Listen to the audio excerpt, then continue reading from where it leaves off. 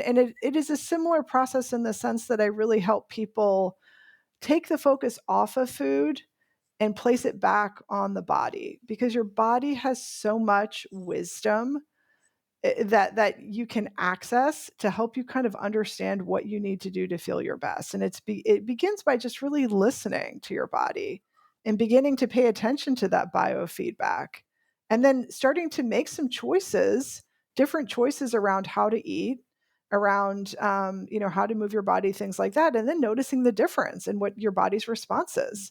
There's not really a one size fits all approach for food, but there are certainly foods that help you feel nourished for longer, that help stabilize your hunger hormones, that help diminish cravings. Hey there, welcome to the Female Health Solution podcast, where we discuss women's health, hormones, and everything else in between. Join me as we dive into the tools that you need to live your healthiest life. Hey everyone, welcome back to the Female Health Solution podcast. Today I have Molly Zemek here. Welcome, Molly. Thank you so much for having me, Dr. Westy. I'm just thrilled to be here. Yeah, I am so excited to dive into and talk about food and food habits and how people eat and the mindset and motivation behind it. But because I think you really bring a unique angle to everything, because you are a chef, right? Yes. A professionally trained chef. Yes. And a sommelier. Yes. Which, for people who don't know what that is, like, can you? I'm gonna have you tell people so I don't I fumble went it. through a special training program in advanced wine studies. So I have a level of expertise in understanding wines from all over the world, how to characterize wines, how to taste wines, how to assess them for quality, a lot of the rules and regulations that go into wine. So um, I'm kind of the wine expert among my friends, although I will say I drink a lot less than I used to. And I think one of the ways that this has really helped me in my coaching business is I work with a lot of people who want to cut back on drinking wine, but who don't want to give it up Okay. altogether. And that was something that I needed to figure out. Mhm. It took me, some time to kind of create my ideal relationship with drinking, but it is something that I've been able to achieve, and I feel very proud of, and I've been able to help other people do the same thing. Yeah. Yes. And on that thread, because I hear this from so many women where they will say something like exactly what you described, like, "Ugh, I don't want to not ever drink. Right. Like, I love wine. I love going out and having a glass of wine or this or that.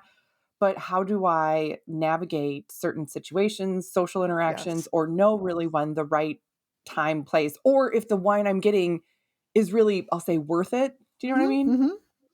Yeah. Yeah. How do you navigate that with Well, so people? much of it is about just beginning to pay attention, just like with everything else, really developing more of a mindful awareness to the things that we're consuming, to the way that we're spending our time.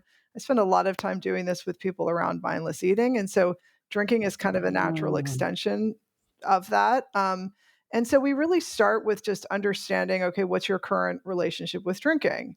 And when you're over drinking, which is the term that I use, if you're just really drinking beyond what allows you to, kind of be at that sweet spot where you can enjoy it, you can still feel pretty good, it doesn't affect the quality of your life, you feel in control. When you're drinking beyond that, really beginning to understand why, what role is alcohol playing in your life? Same thing with Yeah. food. Oftentimes it is providing emotional support, which is not what we're necessarily thinking when we're pouring that third glass of wine, or when we're coming home at the end of a hard day and the first thing we do is we're cracking open a bottle of wine. We're not thinking like, oh, I need the emotional support. We're just thinking, I really need a drink. And it becomes Mhm. very much, sort of a daily habit and something that we depend on, not just because of the emotional support. Part of it is the way that alcohol affects our brain. So it's really just developing awareness around, what are some of the deeper needs that I have that I'm trying to solve by drinking, and, I'm escaping through alcohol. Um, and, how can I begin to maybe solve some of those needs without drinking or without eating? That's one part of it. Another part of it is just really Mhm. beginning to pay attention to the way that it makes your body feel, and not in a shaming way, not in a blaming way. I do think that for many people, there is a way to have a healthier relationship with alcohol where you're more easily just drinking less and feeling a whole lot better and not needing to give it up if that's not something you want to do. Now, that's not the right approach for everybody. There are some people who might identify as an alcoholic or might need some kind of medical intervention. Those aren't the people I'm speaking to. But for people who want to be able to just drink a little bit less, a big part of it is just learning how to pay attention to, okay, how is it making my body feel? What's Yeah. the difference in how I feel when I don't drink? Doing experiments to just notice that contrast and, okay, how is my mood different when I'm not drinking? How is my sleep different? How does my digestion work differently when I'm not drinking? I just want to, be aware of that. I want to understand the way that alcohol is affecting me and how do certain types of alcohol affect me? Because for one person, Yeah. having red wine, creates headaches, or they might even have an allergic reaction, or they might feel irritable, or they might have digestive issues. Whereas if they have a glass of white wine, maybe it doesn't affect them nearly as bad. And so, really kind of noticing the way different kinds of alcohol affect you differently, different times of day, if you drink a little bit earlier in the day versus right before bed, does that affect your experience? So, and then noticing like how much am I drinking over the course of the week? At a very basic level, when I'm working with people on drinking, and they start to just pay attention to how many drinks they're having, it's Mhm. really, it's really, um, you know, kind of eye opening. Oh, wow. I didn't realize I was drinking that much. Like it's just one drink leads into another. And wow, this is Yeah. turning out to be however many drinks over the course of the week. That's a lot more than I really want to be drinking. So it's just kind of Yeah. starting to notice, make more intentional choices, and then simultaneously doing the emotional work of, figuring out what is it that I actually need right now that drinking was never meant to solve. How can I begin to solve some of these things in new ways? And Mm. also get to know some of those feelings and not need to escape them. Begin to identify some of the emotions that are there below the surface that I don't need to escape if I can just become more familiar with them. Yes. Oh my gosh. So I wrote down so many little nuggets as you were talking. Mhm. The first one I would love for you to just expand on a little bit more because this is something that is really profound, I think. You said like your current relationship with drinking Mhm. and eating. Yes. Like this is a relationship that you're having Yes. with an inanimate thing. Mhm. Mhm. Why like how does that get formed? Is that something that, you know, can go through ups and downs throughout your life? Or do you know what I mean? Like, Yeah. does it compare to your other relationships in the same way, do you think? Well, it's similar. I like to use the word relationship because we do really turn to things like food and alcohol, and of course there are other things, drugs, pornography, all different kinds of vices that we have as a way to just cope, as a way to Yeah. feel better, as a way to deal with emotional distress. We do have a relationship with these things that is way beyond just like, for instance, eating for nourishment. Right? Food plays a much bigger role. Food in our society is something that we use as a way to connect with people, as a way to comfort ourselves, as a way to entertain ourselves. Alcohol, plays a similar role. And so yes, that relationship can certainly change and evolve over the course of one's lifetime, which is really good news because if you're stuck in a pattern of drinking right now that you're not happy with and you almost feel like it's hopeless. I mean, that's the way I felt when I was in my early 40s. I really felt like I couldn't change how much I was drinking. I just really kind of depended on it. Not in a way where Mhm. I felt like I was an alcoholic, but I just really looked forward to having a couple glasses of wine. I really couldn't imagine my life without it. I really didn't know how I would enjoy myself if I wasn't drinking. If you're at a Mm. place where you have that kind of relationship, but you're also noticing that you're suffering. Your health isn't what you'd want it to be. Your mental health is suffering, and you're kind of seeing the direct correlation between what you're drinking. You can Mhm. absolutely change it, just like you can change your relationship with food.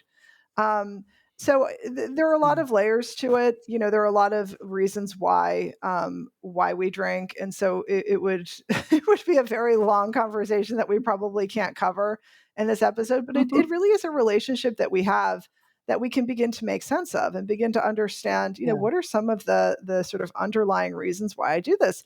That to me was life changing when I started asking myself what some of the root reasons were behind overeating and over drinking in my life, that was a completely different approach to changing those habits than I had ever tried before. Because typically what many of us do is we just think, well, I should just do dry January. That'll fix it. I'll just give myself a break. Or I'll just go on a strict diet and then I'll lose the weight. Problem solved.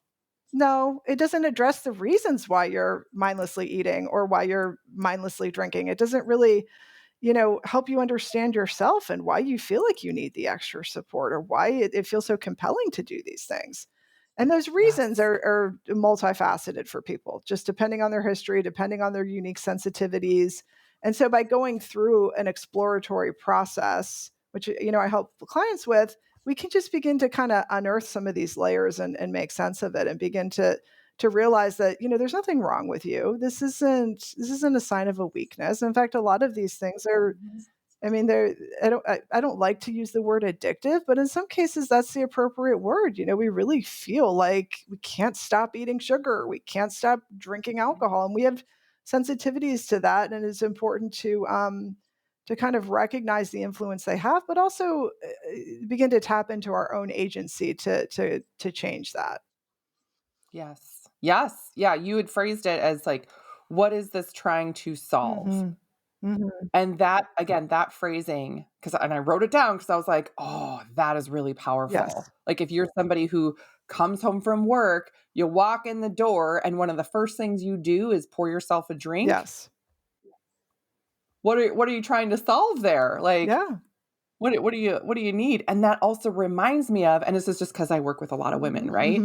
Mhm. Women will talk about the mommy wine Yes. culture. You know what I'm talking Yeah, about, well, right? of course, I've been Yeah, part that of they're that like, culture. "Everybody does it." The kids, that I had one gal, she was like, "We live in this great Yeah. cul-de-sac. I love my neighbors. Everybody's super fun. We get along."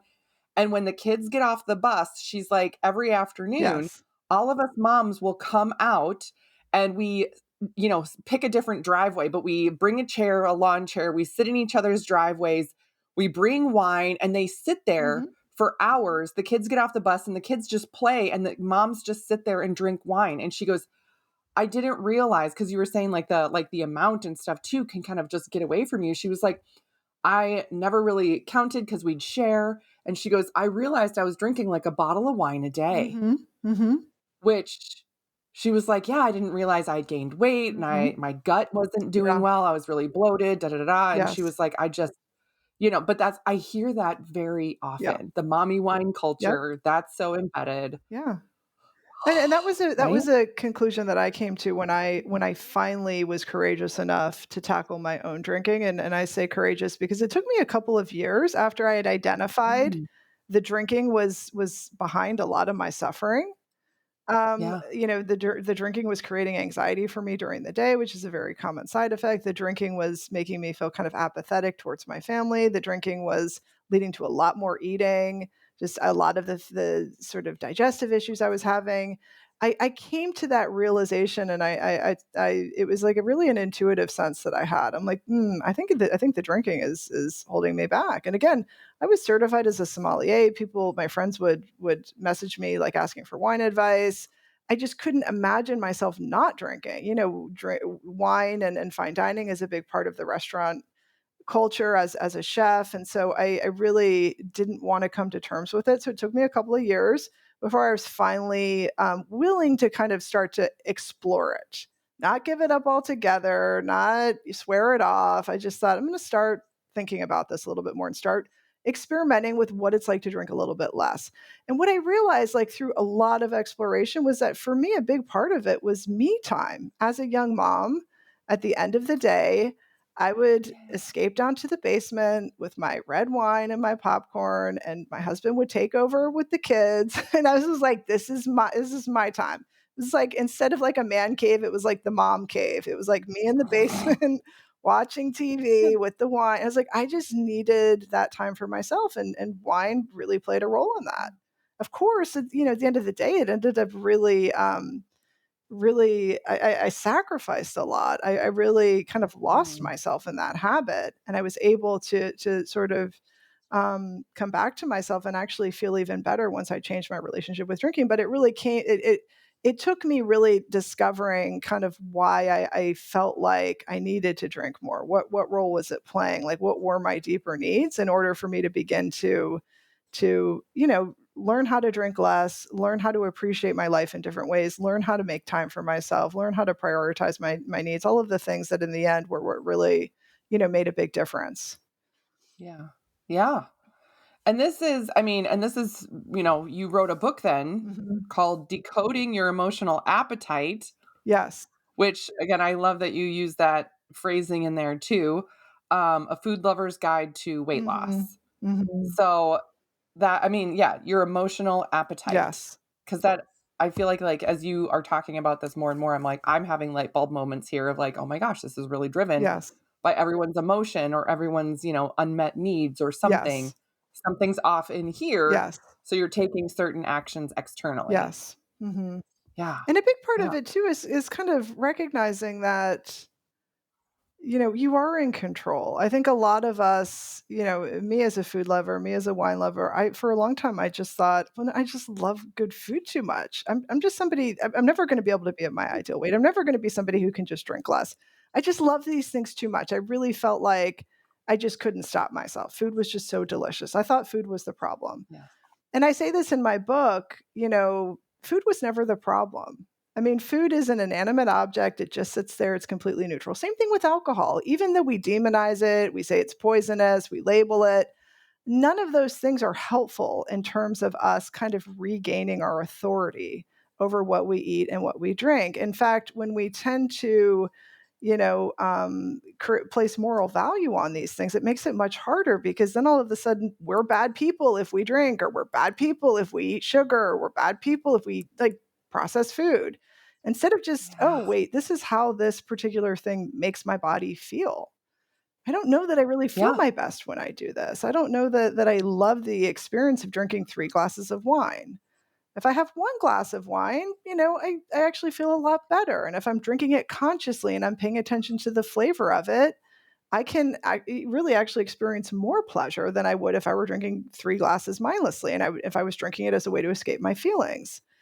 Yeah. So a lot of it really is about, differentiating your emotional appetite between your physical appetite, and then, understanding some of sort of the emotional reasons why we mindlessly eat, why we mindlessly drink, and then figuring out how can I just have much more of a conscious approach. Because as a food Yeah. lover and a wine lover, I didn't really want to give those things up. I still wanted to be able to enjoy them. I just wanted to feel like I could do it with a lot more control so that I wasn't Mm. overeating and that I wasn't over drinking. And that just takes a higher level of awareness. It takes more mindfulness. It takes just paying attention at a much higher level. Mm. Yes.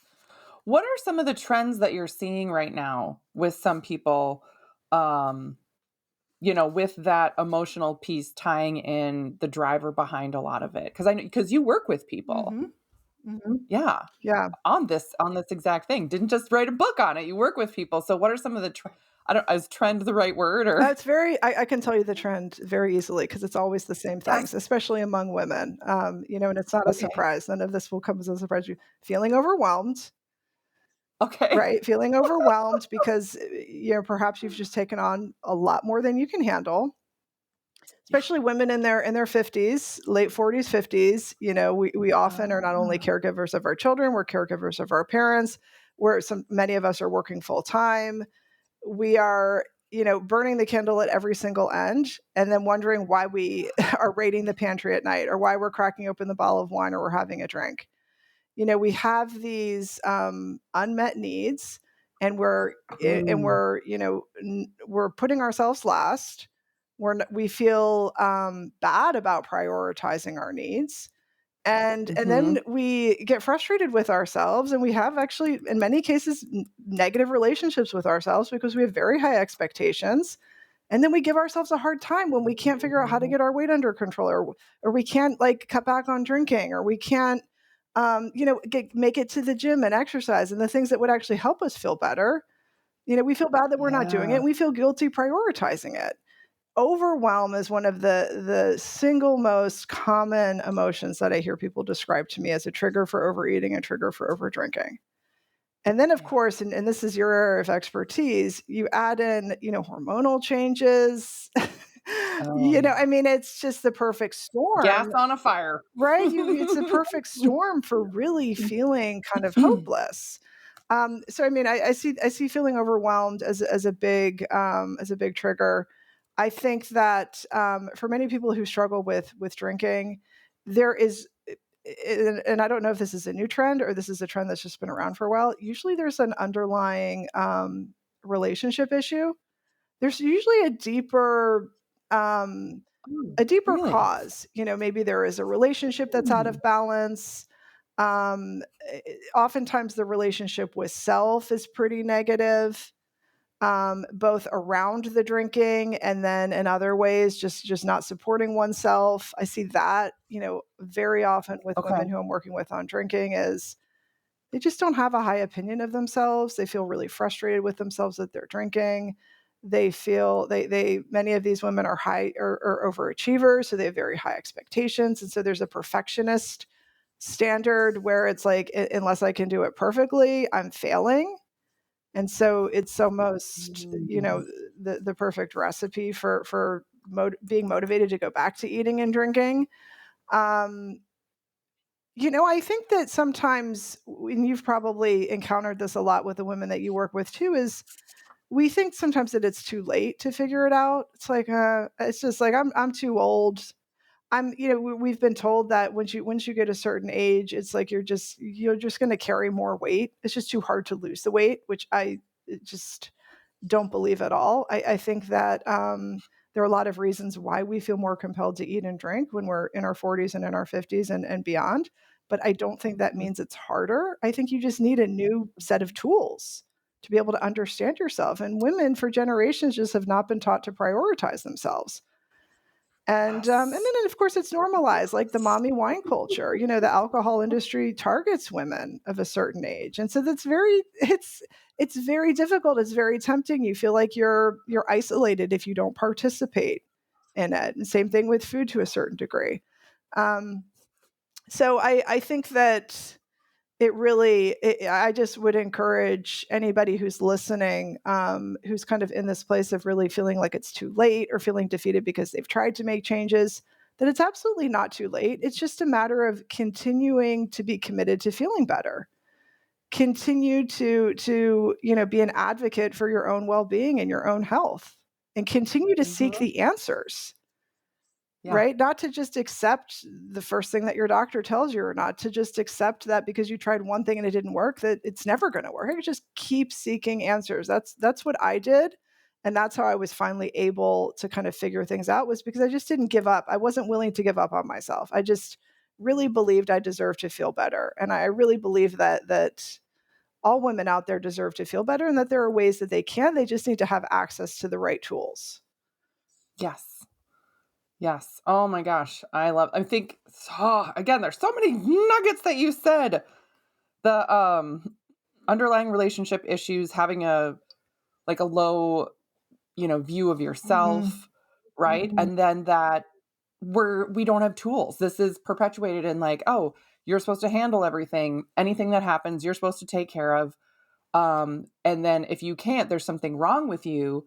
And then what's next for you? There's no, yeah, like you said, tools for women to get through this phase of life Yes. and things and events happening Mhm. that are really difficult, and then being targeted by the alcohol industry to be like, "Yep, you'll be fine. Right. Just have another glass of wine, have another bottle. You're fine. Just get through it. Tomorrow will come. No big deal." Mhm. Wow. Wow. Okay. I have a question popped up for me as you were talking as well. When women go through this process Mhm.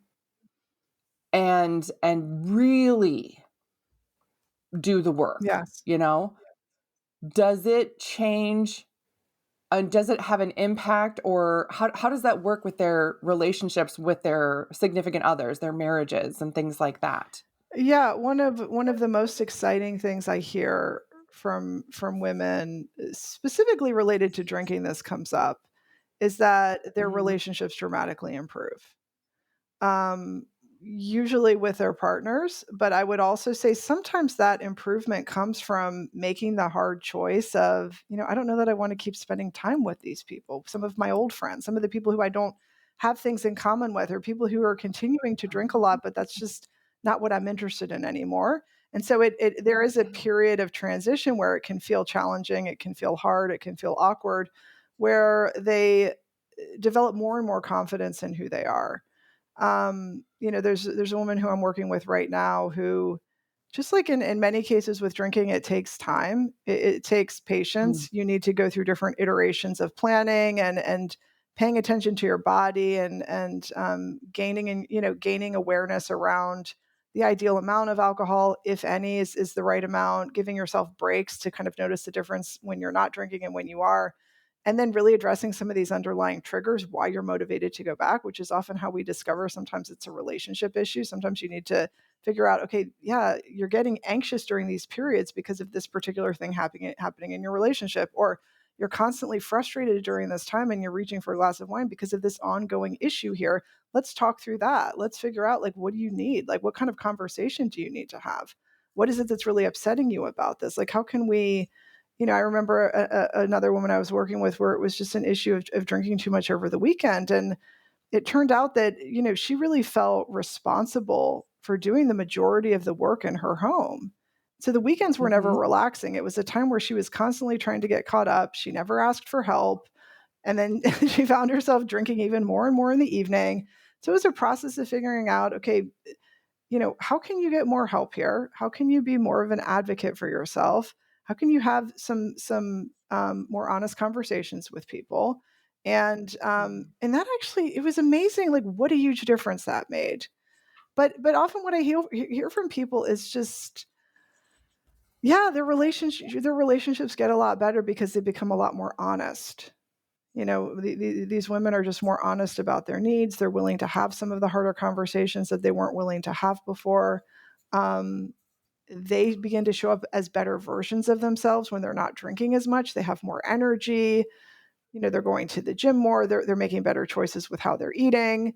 They just overall, I think, develop a lot more self confidence too when they realize that they can do it.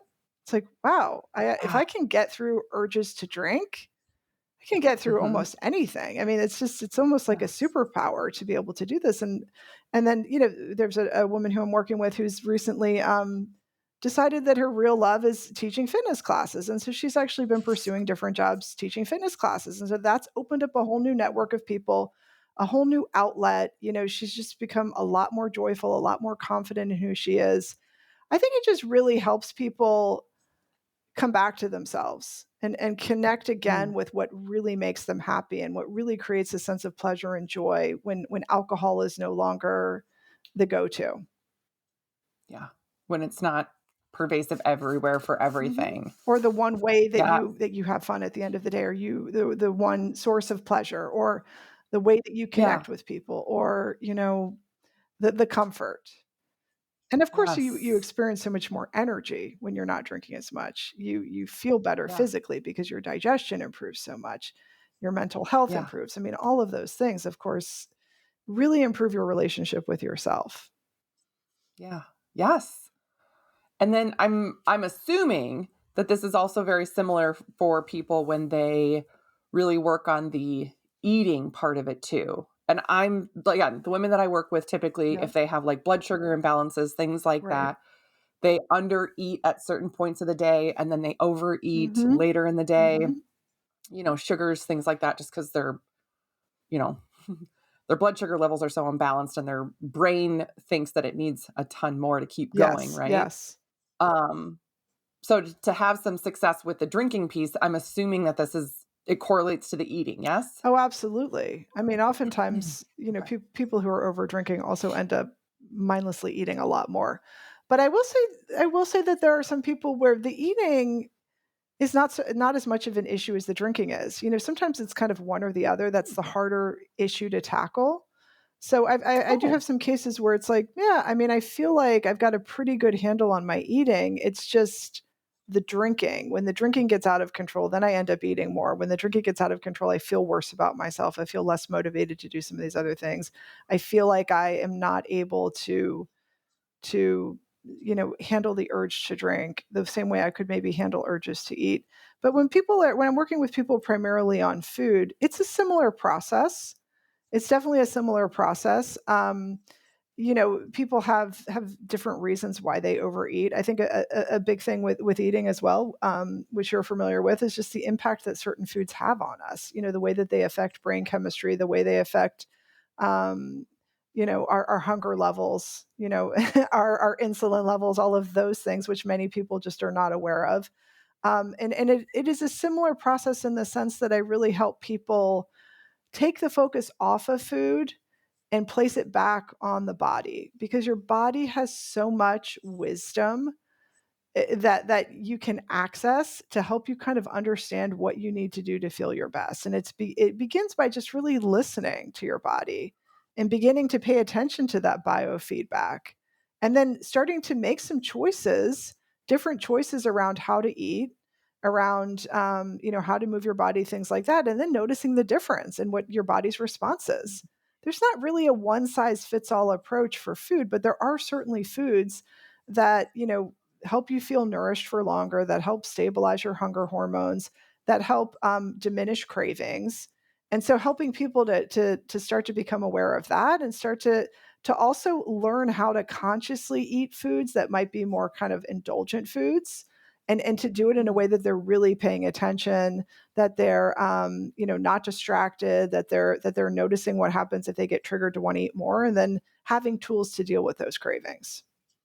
Yes. Yes. Oh, the piece about, like, really paying attention to your body, I feel like can be hard for a lot of women to Mhm. do. Um, especially, we're overwhelmed, and then there's just I feel like, again, maybe this is a generational Yeah, thing where women who are in their, like, 40s, 50s, etcetera, right? 30s, 40s, 50s, that they're like, "Oh, like, just keep going, like, buck up, right. put a Band-Aid on it and move on." So you've been told to ignore Yes. so many body signals for so long. Mhm. That is part of the work that you do with people, just getting them reintroduced to their body. That sounds weird, but do Yeah, you know what I no, mean? it's the first step is meeting yourself where you are. That's how I like to Ah, introduce things to people, yes. is that it's not about where you want to be. It's not about where you were 20 years ago, because as you know, Dr. Westy, our bodies are always changing. What worked for you 20 years ago is not going to work for you now. And so stop thinking that this one, the approach that you tried 20 years ago, is still the same approach. Our bodies are Yes. changing, our needs are changing. Um, Mhm. and so it's just meeting yourself where you are, and noticing the experience that you're having right now in terms of how you're eating and how you're drinking, and not rejecting that, just listening, learning to listen. What are some of the things that are bothering you? What are some of the things that you notice? Let's say if you have a couple of drinks in the evening, and what do you notice as you're trying to sleep, or what do you notice when you wake up the next day? What do you notice when you have some sugar late in the day? Like, are you noticing some different side effects? How is that different Mhm. if you have a piece of fruit, or you don't eat anything sweet, and you just stick with, like, maybe some protein and veggies and some grains or something like that? So it's kind of just listening, like, just begin to sort of pay attention to what your body is telling you right now, not in a place where you're rejecting your body, and that's actually very hard for many people to kind of accept their bodies Mm. where they are. But to begin to just, think about the fact that you and your body are on the same team. Your body wants to feel good. Your body actually knows what it needs to feel good, and it can give you positive feedback if you start making some changes and listening. So that's one Yeah. way. Another way is just, for many people, it's allowing themselves to feel physically hungry, and getting reacquainted with what physical hunger feels like. When was the last time you ate when you actually felt hungry? Because many people aren't even doing that. They're just eating based on the clock, or they're Mm. eating around the clock because that's what they were told they should do. They should just be eating small meals throughout the day. And so what is it like to just experience a little bit of physical hunger, and interpret that as your body's first signal of, like, oh, it's time to eat. And Yeah. then what is it like to pay attention to your satiety? Can you tell when your body's giving you that nudge that, oh, we've had enough? Are you even listening for that? It's a very subtle signal. It takes a lot of practice and a lot of attention. But there's a difference between that ideal satiety point and like a really full stuffed point that many of us arrive at Mm, when we stop eating. And you might yeah. notice a difference in how you feel when you stop a little bit sooner and you're not overly stuffed. Do you notice a difference in your energy? What's your body telling you? So kind of guide people through different prompts like that. And it's not all at once because then we'd feel like we just have so much that we're trying to pay attention to. But it's kind of little by little. I mean, as I said, there's so many layers to this that it's really about getting to know yourself again, getting to know your body again, learning to listen both to the physical language and the emotional language that your body is giving you, and Hmm. practicing honoring that as much as you can, making Yeah. the time for Yeah. it. Yes. How do you have people handle things like events or holidays? Because that's also something I feel like a lot of people, I want to use the words emotionally charged, Mhm. Mhm. right? Like a big holiday season is coming up or Christmas is coming up and you have to see family members and that's stressful in and of itself. And there's always these things. And Yeah. I don't know if in your family when you grew up, but in my family, like if you didn't like, if they were like, oh, here, have a piece of pie. And you're like, I already had pie. Well, this is apple pie. You had pumpkin pie. You You've need to gotta have the try pie. Why are you this. eating the You've pie? gotta try this. Yes. Yeah. You didn't eat until you're rolling out the door. What's wrong with you? Yes. Yeah, that's a Yeah. great question. That's a really big part of what I work with people on, whether it's vacations, whether it's holidays. As you know, there's like a holiday every week, every 2 weeks. If it's not the Super Bowl, it's Valentine's Day. If it's not Valentine's Day, like it's somebody's birthday, and then it's St. Patrick. I mean, Yeah. everywhere you look, you're bombarded with more reasons to eat and more reasons to drink.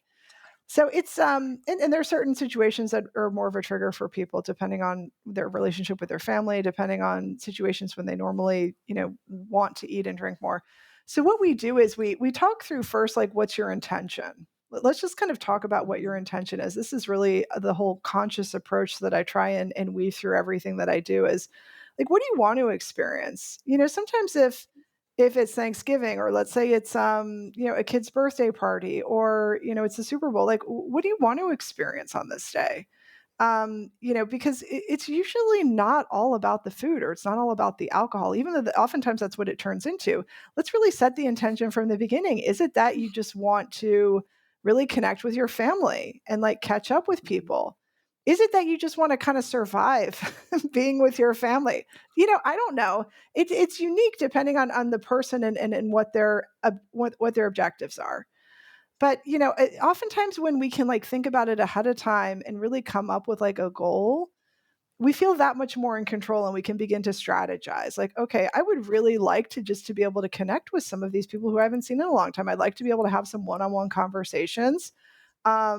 And I'd like to be able to enjoy some good food, but I don't want to feel sick when I leave. Maybe I'd like to enjoy a Yeah. glass or two of wine, but I don't want to have Mhm. everything because let's say Thanksgiving, there's like 3 tables full of all kinds of food, but most of it I don't really even like. There are a couple of things that are really worth it. So then we start to narrow down, okay, like what are the Mhm. things that are worth it? What do you think would the ideal amount would Mhm. be? What are some of the things that might be kind of triggers where you start eating it and you really feel like you can't stop? Maybe we need to kind of stay away from those for right now. Yeah. And then another thing that I do a lot with my clients is we visualize. Like, let's visualize yourself being in this Yeah. experience and going through it exactly how you intend to.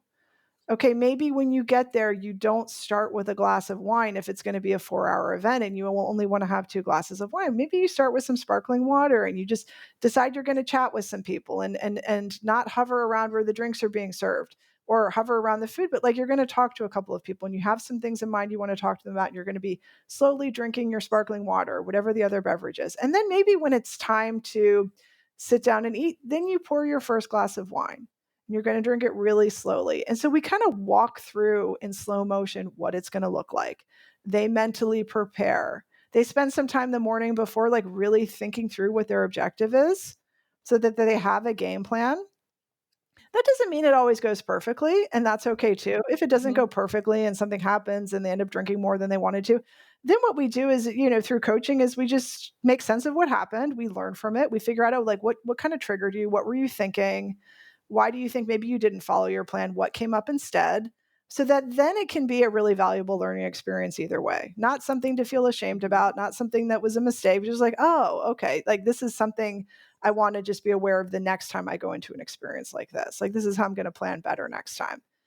And then Yeah. oftentimes people surprise themselves. It's like, wow, actually, it was easier than I thought. I didn't think I'd be able to turn down alcohol, or I didn't think I'd be able to stop at just two because I thought people would put pressure on me. But it was actually easier than I thought. I Yeah. just needed to go in, aware of what I was going to do. And so Mhm. that's kind of how we think through situations like that. But sometimes it involves just like really deciding what things are worth it. It's not like, oh, I can't eat any of these things. I can't drink any alcohol. So what things like am I really going to love? And how can I Yes. actually enjoy the experience without always eating and drinking? Because there's fun to be had outside of the eating and drinking. And let me teach myself how to focus on the other aspects of it too. Yes. Yeah. So it sounds like helping people set some boundaries Hmm. around what they're doing. Hmm. And then the other thing that popped into my brain as you were Hmm. talking was a question about food sensitivities, food allergies, that type of a thing. Do you work with people with that? Do you help them navigate certain scenarios? What if they were recently told that, they can't have dairy or something, right? How they move forward with stuff, how they navigate events or holidays, Yeah. all of Um, that. I think the thing that people struggle with when it comes to there are things they've decided they don't want to have or things that they can have if it's an allergy. I think that the roadblock is often not wanting to disappoint other people, not wanting other Mm, people to be upset, not wanting to let somebody down. Not just to your point about sort of somebody offering you pie and insisting that you eat it. It's like, how do I show up and really kind of maintain my boundaries and hold my ground without um, coming across as rude or separating myself from the group or feeling like there's a lot of attention on me. I think many, many people struggle with this. And so, a yeah, big part of the process, whether it's like, okay, how do I tell somebody, I'm not having dairy, or how do I show up and I don't eat anything because there's nothing here that I really want to be eating, is we oftentimes will practice things ahead of time. Like, here's a couple things you could say that could feel a little bit more comfortable. You don't have to tell people you're trying to lose weight. You don't have to tell people you're trying to cut back on drinking. You don't even have to tell people you have a dairy. I mean, you can tell people whatever feels comfortable, but you don't need to over explain things. People care less than we think about us. You know what I mean? We often tend to think it's all about us and everybody's going to be judging me, but that's almost never the case. I mean, sometimes people want you to have a drink because they want to justify being able to drink themselves and, they feel more comfortable. But oh, oftentimes we just have to kind of get over our own insecurity and sort of putting ourselves first and being honest about what's going to work for us. That's difficult. And so I work with people in terms of coming up with possible things to say, alternatives if they want to bring something that they can eat, or you know decide how long they're going to stay at the event, or if it feels appropriate and the person is willing to accommodate them, yes, you know what, I'm not having dairy. I don't know if there are other options, but really stepping into the discomfort that comes with being honest and really telling the truth about what they need. There is a period of discomfort that comes that comes with that, but just like the other experience that I described, it's usually easier than people think.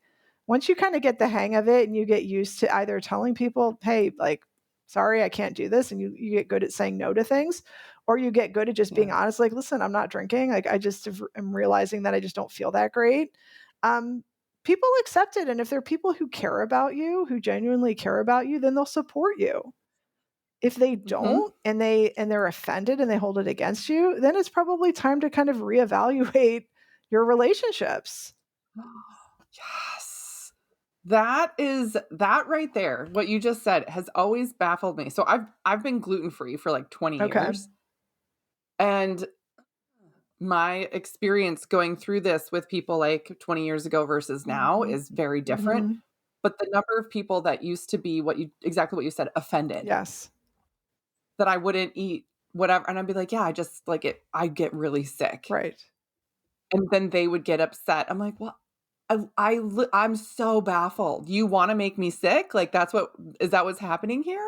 Right? Mhm. I just couldn't Yeah. understand. Yeah. Yeah. Yeah, it's, there are many forms of discomfort that we go through when we are changing Mm, habits around eating and drinking. And I yeah. liked and this is another flavor of it. It's like the discomfort that comes with telling people the truth. Like, "You know what? I don't eat that anymore." Or, "You know what? I'm just not drinking that way anymore." Or, "You know what? I'm really trying to Mhm. make different choices."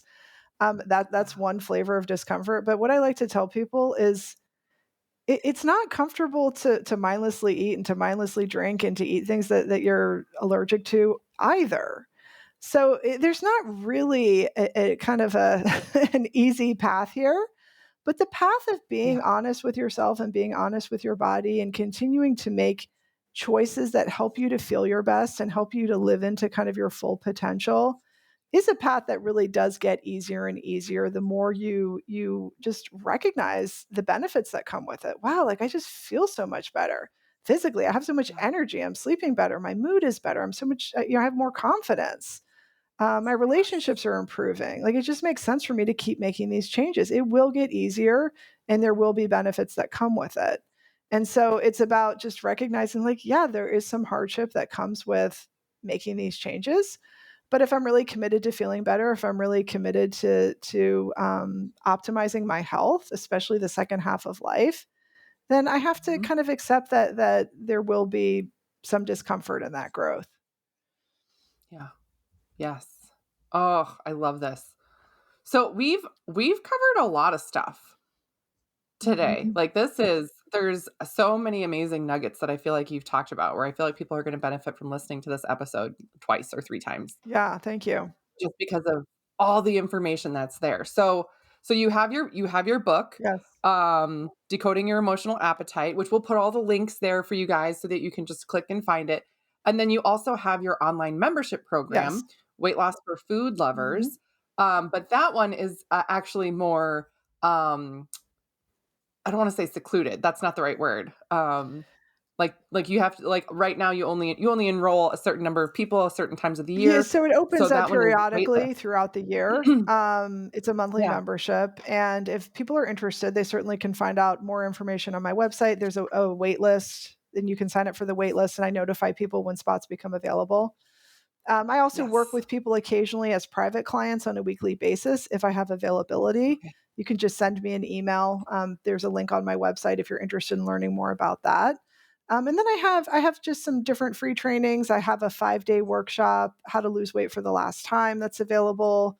If people are looking for more resources, and then my podcast, Weight Loss for Food Lovers, comes out every Thursday. It's a great free resource. I interview a lot of my clients.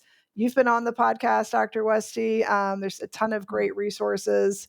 So if people are interested in learning more and they would like some more help, there are a bunch of different avenues where they can find that. Yes. Oh, that is fantastic. I love this. I love that we dove into a lot of this. And again, it just being more than like, oh, you want to stop eating sugar? Just stop eating sugar. Right. Like it's so much more than that. Yeah. Yeah, it really Yeah. is. And I actually what I love about this approach is that it can be a lot more enjoyable than just trying Mm. to eliminate things and using Yes. willpower as a way to just give up and think I should be disciplined enough to just stop eating sugar. I should be able to just give up alcohol. Not if you don't address the reasons why you were turning to that in the first place and learn how to solve for them and Yeah. simultaneously build in pleasure and fun in new ways. Because otherwise, it's going to feel like a big loss. Like, okay, what just happened? I took away all the sugar, all the alcohol. This is not fun. I don't think I can do this for Yeah. more than a week. No, it can actually be a Yes. much more enjoyable process. And it can be one where I think you can actually enjoy food even more by paying attention and being more conscious. And you enjoy the Mm. pleasure in your body too. Yeah. Yeah. Oh, absolutely. I love this. Thank you so much for your time today and all your words of wisdom. I can't wait for this episode to air. So Well, thank you we'll so put much all for the links having and me. I really resources. appreciate it. Yeah, yeah, of course, of course. And I feel like we're going to get a lot of good feedback. So if you guys want a second episode on this, I mean, just let me know. But there's so much fantastic information. Make sure that you find Molly, follow her. We'll put all these links here for you to get in touch with her if this is what you're looking for a next step for support. Because I mean, working on some of these things I know is so valuable for people. Mhm. So I'm so Thank excited. you so much. Thank you for joining me on today's episode. If you would like more information, just head on over to drbethwesty.com for all the show notes and information from today's episode. And if you're looking for more community, more support, you can find and follow me on Instagram, Facebook, YouTube, TikTok, and I would love to see you there.